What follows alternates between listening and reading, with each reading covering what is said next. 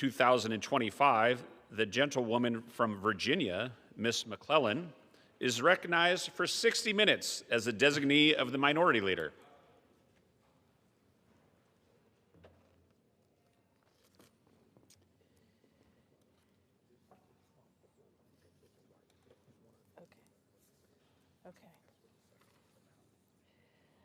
Mr. Speaker, I ask unanimous consent that all members have 5 legislative days to revise and extend their remarks and include any extraneous material on the subject of this special order. Without objection. Thank you, Mr. Speaker. It is with great honor that I rise today to anchor this Congressional Black Caucus Special Order Hour. As we celebrate the life and legacy of Dr. Martin Luther King, Jr., whose national holiday was yesterday, who would have been 97 years old on January 15th. Mr. Speaker, 1 year ago today was Dr. King Day. It was also Inauguration Day. And as I sat in the rotunda watching the president take the oath of office, I couldn't help but ponder the final question that Dr. King pondered in the last year of his life. Where do we go from here? Chaos or community? Dr. King asked this question after the victory of the Civil Rights Act, after the victory of the Voting Rights Act.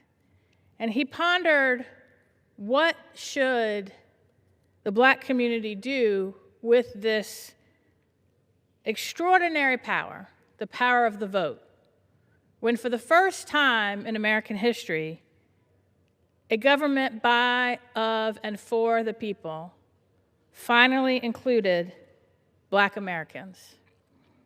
He focused on addressing poverty. He focused on addressing discrimination.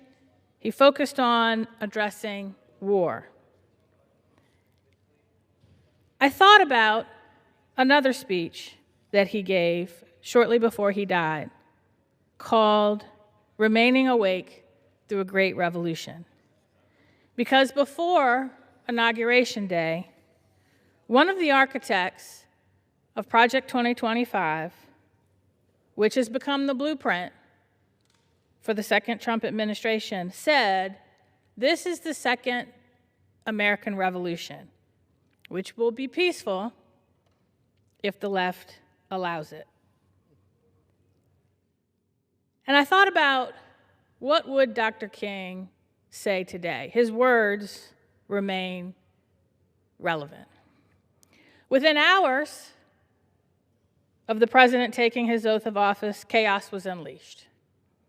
We saw, through an attack on diversity, equity, and inclusion over the past year, efforts to roll back the hard-won victories of the civil rights movement. We see at the Supreme Court right now a case that could gut what remains of the Voting Rights Act after the court gutted Section 5 and Section 4 effectively in the Shelby versus Holder case. We've seen Black and brown communities, including American citizens, living in terror as ICE agents show up on streets, door to door, in our courthouses, on the way to school, grabbing people and violating their due process rights. We've seen trade wars that make the cost of everything go up. We have seen a federal workforce, which was the doorway to the middle class for many Black Americans. We've seen a federal workforce, in the words of Russell Vogt, traumatized. We have seen the largest cuts to food assistance and health care coverage in American history. That's just the tip of the iceberg. Chaos has been unleashed. But Dr. King, in his time, While he fought chaos, he stayed focused on community. He stayed focused on building what he called the beloved community. I think the beloved community is best described as a community in which we care for one another, where we feed the hungry, where we care for the sick, where we house the homeless. And he focused on making sure that the promises upon which this country was founded ring true for every American. Before he died, he wondered if the dream that he talked about on the March on Washington had become a nightmare and was too far out of reach. But on the night before he died, he told us that he'd seen the promised land, that he wouldn't get there with us, but he still believed in the power of community and the power of the beloved community. And the Congressional Black Caucus today is carrying forward his work. We are his legacy. We are his legacy as we ensure that what he fought for, what John Lewis fought for, what millions of Americans fought for from the first day in 1619 when Africans were brought on this shore involuntarily, and from day one through acts of rebellion, resistance, and self-liberation, fought for an America that included them in we the people.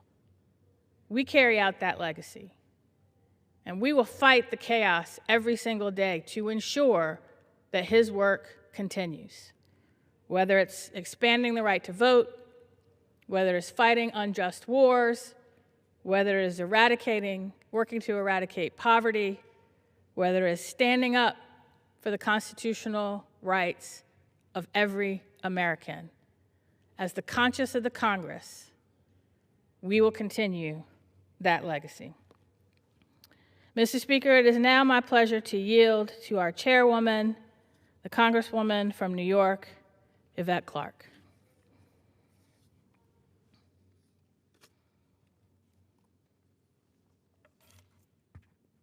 Good evening. I'm Representative Yvette D. Clarke, Chair of the Congressional Black Caucus, proudly representing New York's 9th Congressional District in Central and South Brooklyn. I want to thank Congresswoman Jennifer McClellan for anchoring this Congressional Black Caucus Special Order Hour. I rise tonight, Mr. Speaker, with my colleagues of the Congressional Black Caucus to commemorate the life and legacy of the Reverend Dr. Martin Luther King, Jr. Dr. King held an unyielding belief that women and men everywhere, regardless of color or creed, are equal. He used the power of words and the example of nonviolent resistance to bring us closer to racial and economic justice. Dr. King was a man of courage, principles, and faith, and we are forever in his debt. Today, his example inspires us all toward our highest ideals as Americans.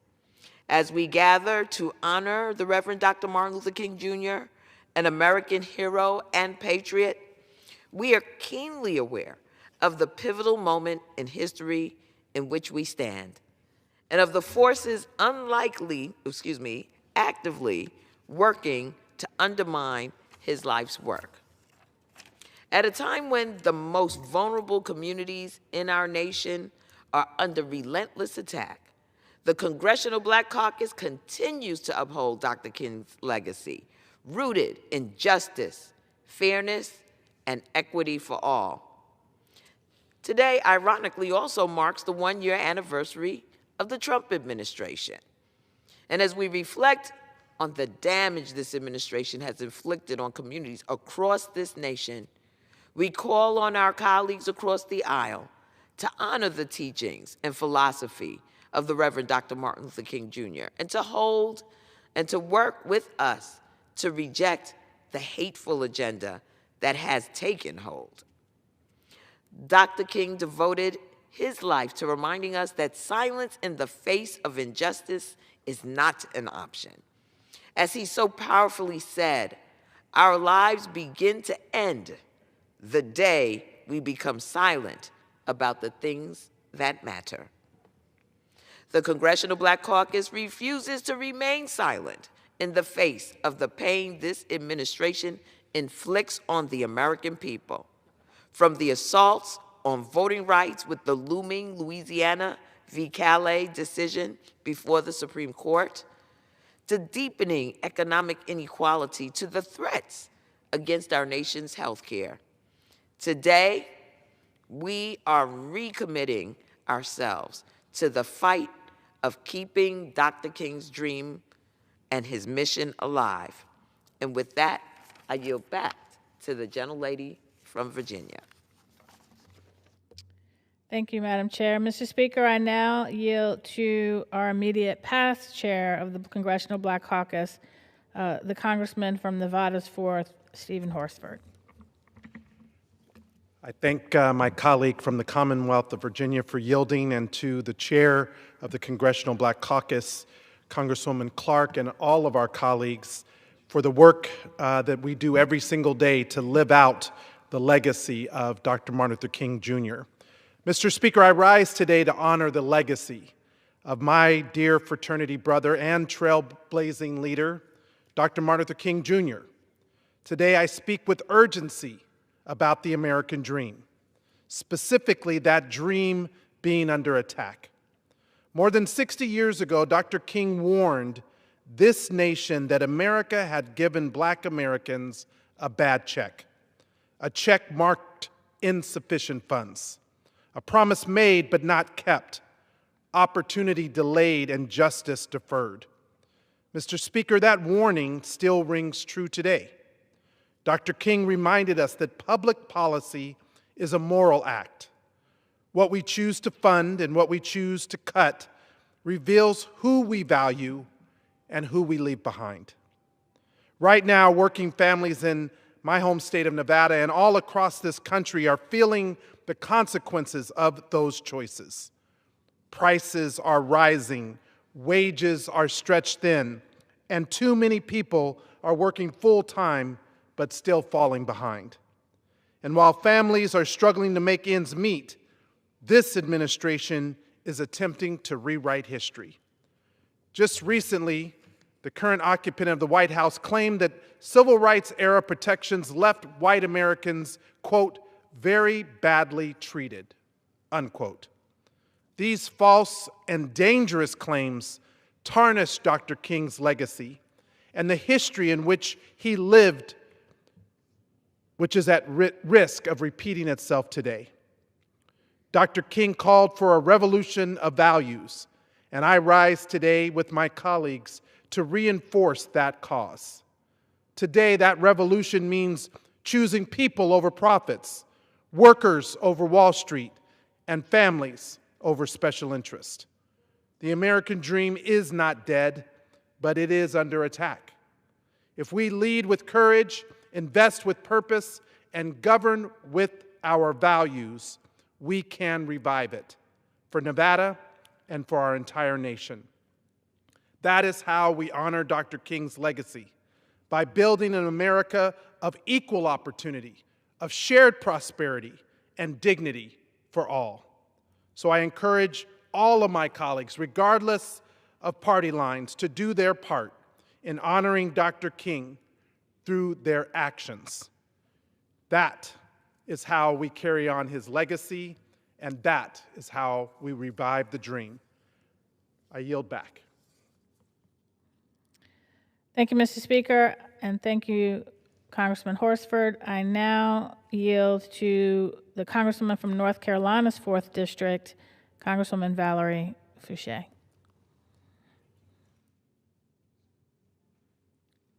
Thank you to the gentlelady for organizing this special order hour and for yielding. Mr. Speaker, I rise today to join my colleagues in reflecting on the life, legacy, and enduring moral leadership of the great Dr. Martin Luther King, Jr., whose vision of justice and equality continues to shape our nation's conscience.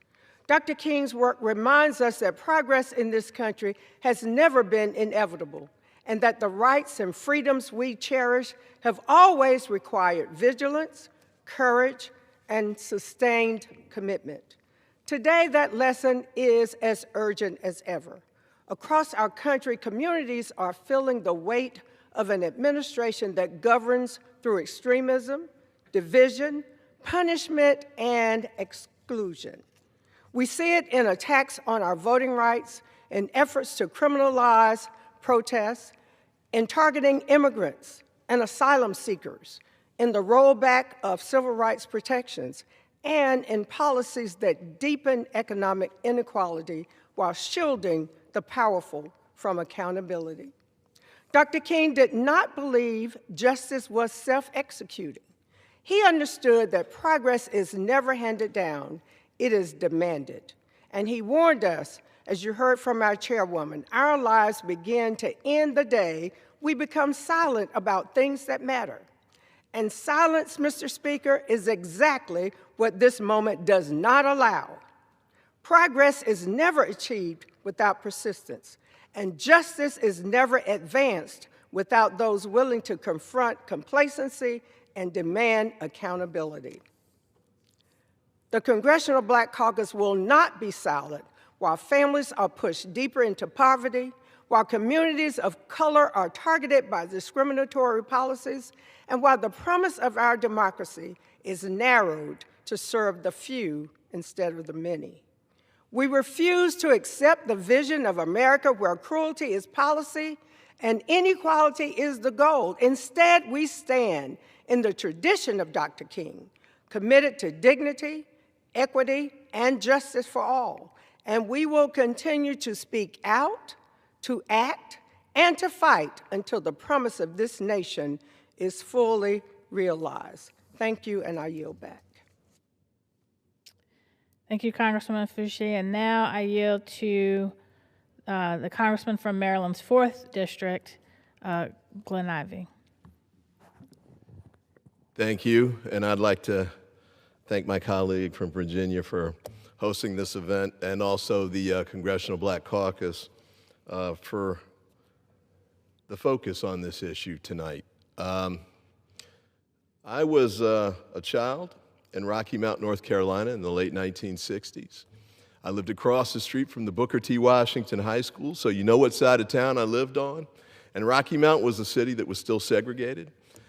In fact, it was literally divided by the tracks, the railroad tracks that ran through the middle of the town. The whites lived on one side, the blacks lived on the other. My parents were both graduates of that high school and had gone to work at that point. My mother worked in the school system.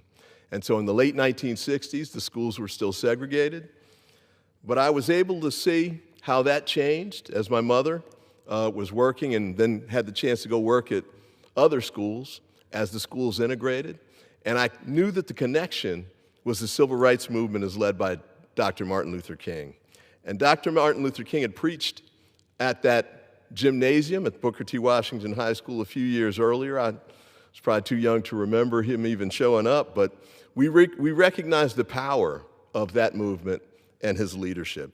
His leadership was a courage rooted in faith, total commitment to public service. He knew he was going to be killed.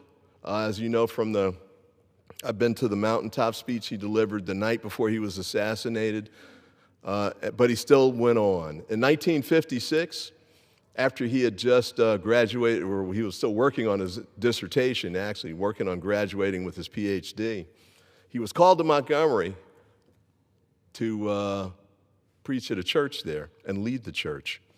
And when he got there, he was drafted in becoming leader of the SCLC, the Southern Christian Leadership Council. And he was put in that position because they had conflicting groups. They couldn't decide who the leader should be, but they knew it was a critical time. And they knew that this young man, whose father had been a preacher, had talent, and they put him in the middle of that position.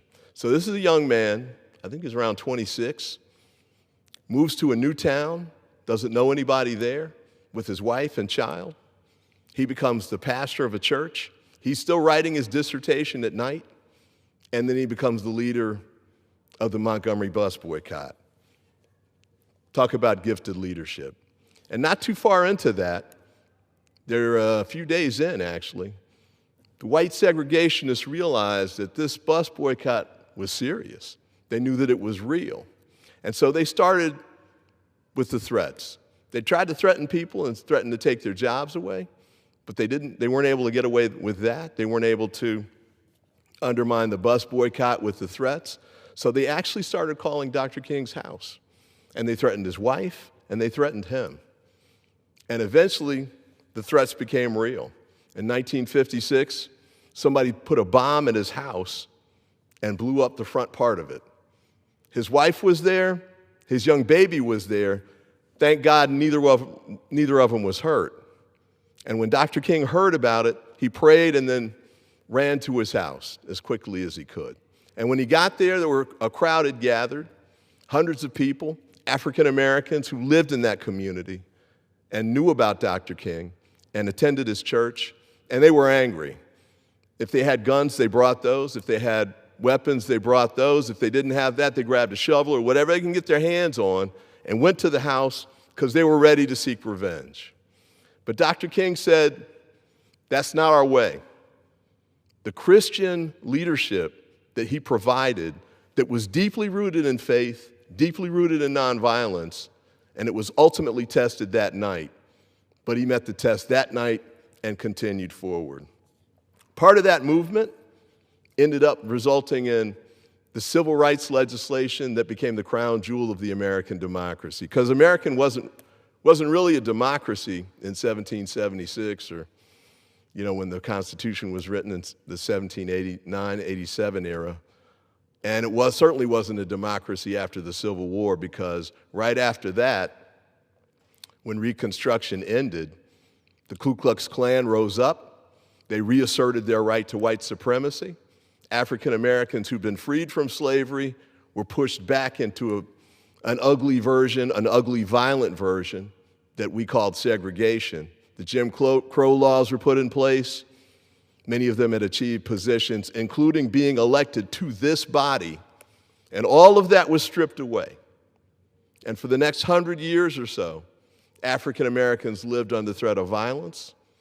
If you looked at a white woman the wrong way, you could end up dead. If she just thought you looked at her the wrong way, you could end up dead. That's what happened to Emmett Till. And not only that, you had African Americans who came back from service after World War II, including my father-in-law. And what they found was an America that was still deeply violent, deeply racial. In fact, one of the veterans that came back who'd served on the military and fought in World War II had his eyes gouged out when he came back. An act of violence that shocked the country, but didn't shock it enough. And we had other lynchings and the like that went through that era and continued into the 1960s. And that's when Dr. King and the Civil Rights Movement had their rendezvous with destiny. So I'm here tonight to thank him for the work that he did. The Voting Rights Act, which is one of the key pieces of legislation that came out of that era, is now under attack. It's under threat. It's pending in front of the Supreme Court across the street. We won't know how it's going to turn out until the opinion is released.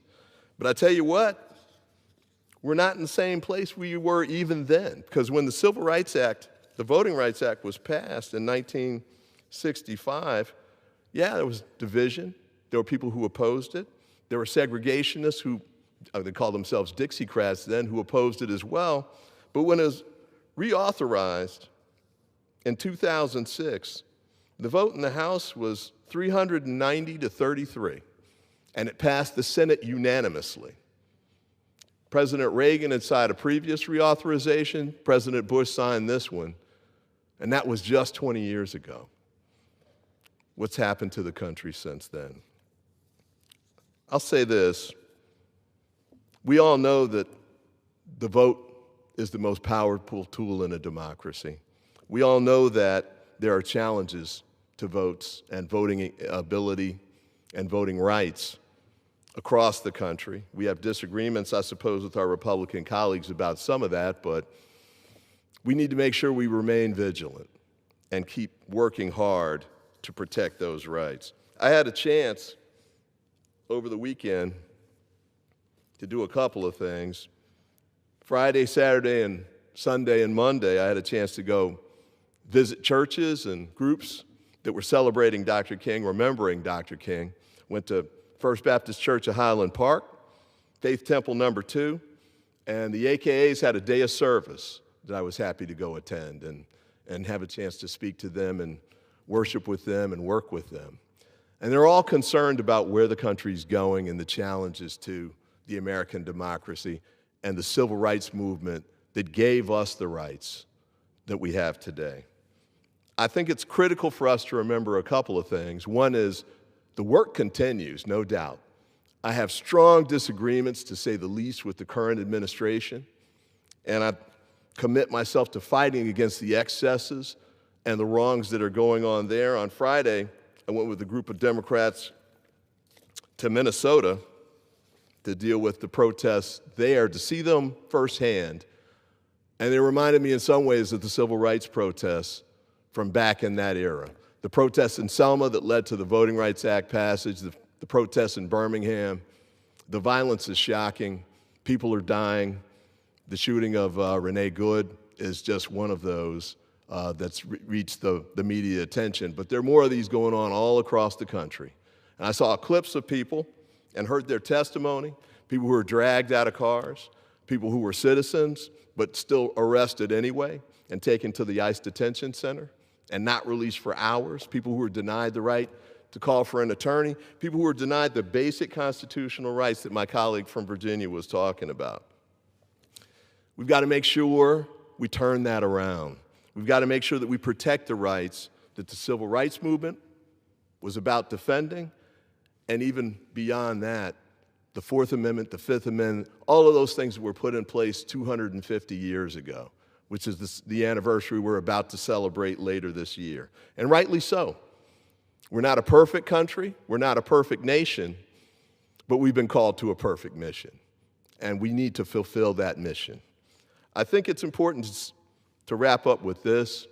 Dr. King's dream, kids learn about it in school now, and they see the replays, but in some ways the dream has become a memory for many.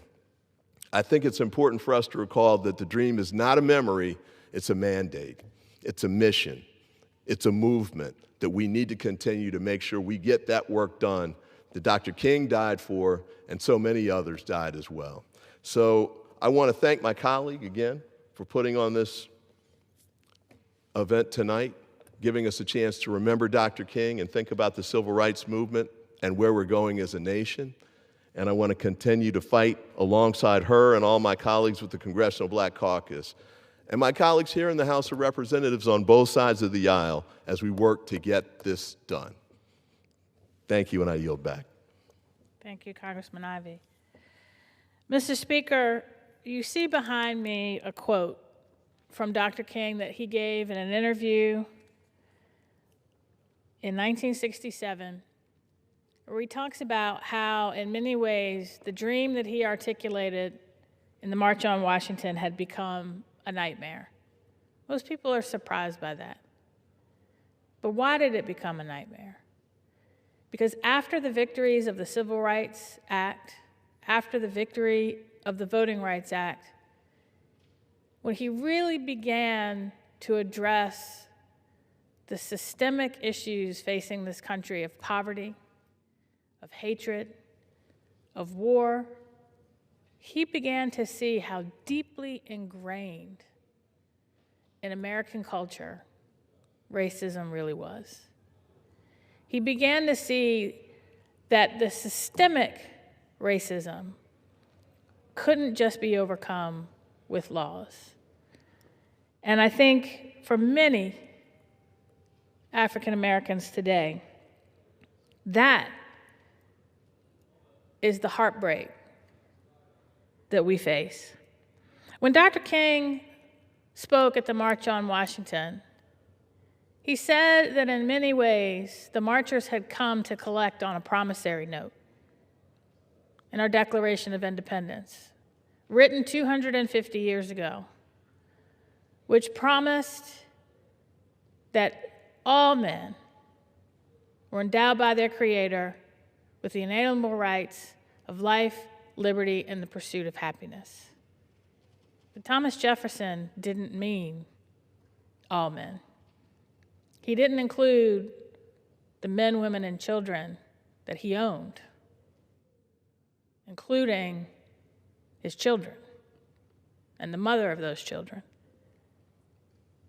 When James Madison, the architect of the Constitution, wrote the Virginia plan that led to the Constitution, in the beginning, we the people, in order to form a more perfect union, and laid out a vision of government by, of, and for the people, it didn't include all the people.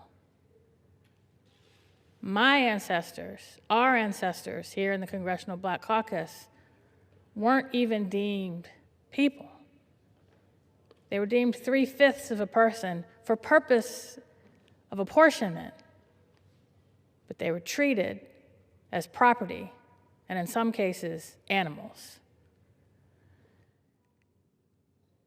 We have a country that was literally built on the backs of a whole race of people, with an ideal that was revolutionary, that said the power of government derives from the people.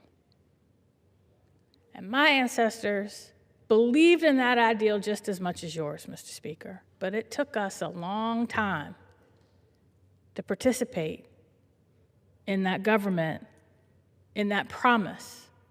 That's what the civil rights movement was about. But it was also about recognizing the basic decency and dignity of every human being, regardless of where they're born, regardless of how they worship, regardless of the color of their skin. But we still have a long way to go,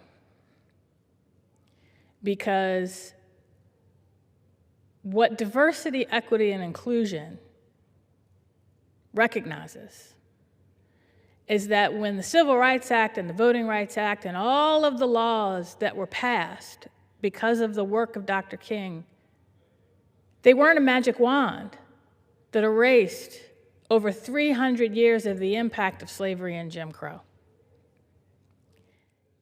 That requires intentional unwinding, to recognize that you have people like my mother's family who her parents, her brothers, her sisters didn't go to school beyond the 8th grade because the state of Mississippi didn't find it important to educate black children, and while the Catholic Church did, only to the 8th grade.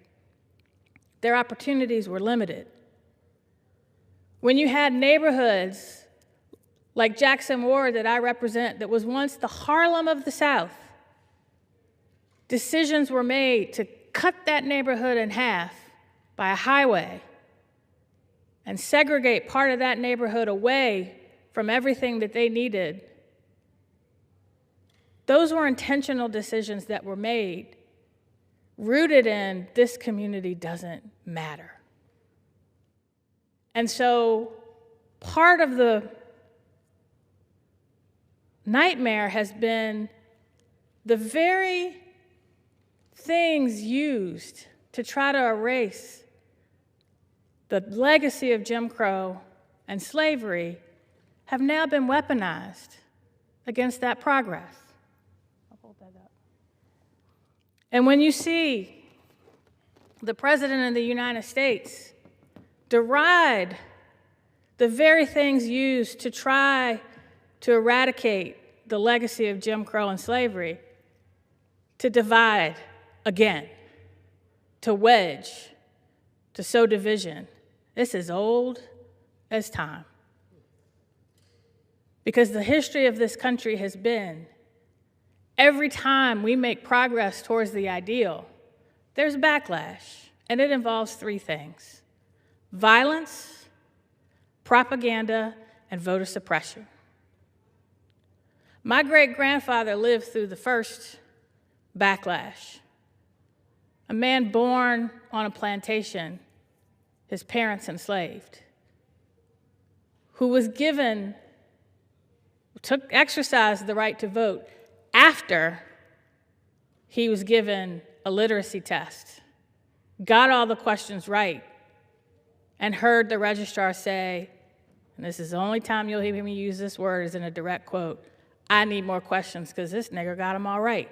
Because he was on a list, do not register this man to vote.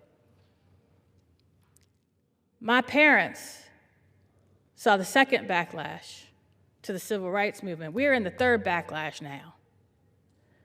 And what the backlash involves is propaganda that breaks up coalitions, whether it was a coalition of newly enslaved black men and poor non-landowning whites who came together during Reconstruction to rebuild this nation. The backlash to that involved racial terror lynchings, the lie of white supremacy, and a rash of voter suppression laws that completely ignored the 14th and 15th Amendments. The backlash to the civil rights movement of Dr. King was a Southern strategy that intentionally carved a wedge between black and white communities, intentionally to suppress the vote, and the murder of our leaders who fought to change those laws and to change the system. We're in that backlash right now. And we have a choice, and Dr. King spelled it out. We decide where we go from here. We decide, is it more chaos and division and hatred and propaganda and violence and voter suppression and tyranny where we pit one group against each other to stay in power? That's one choice. Dr. King gave his life for community, where we come together, where we work together, where we uplift each other, we care for one another, we love one another, and we live up to the ideal upon which this country was founded. He died for that because some people found that idea dangerous.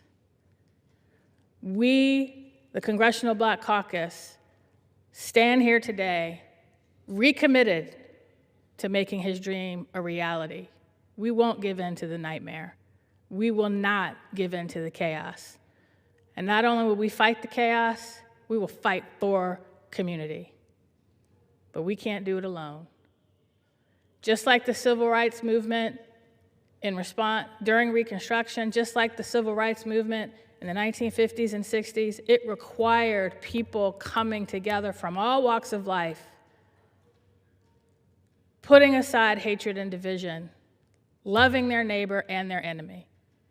We can do that. We need a little love today. We need a little light in the darkness. We need community in the midst of the chaos.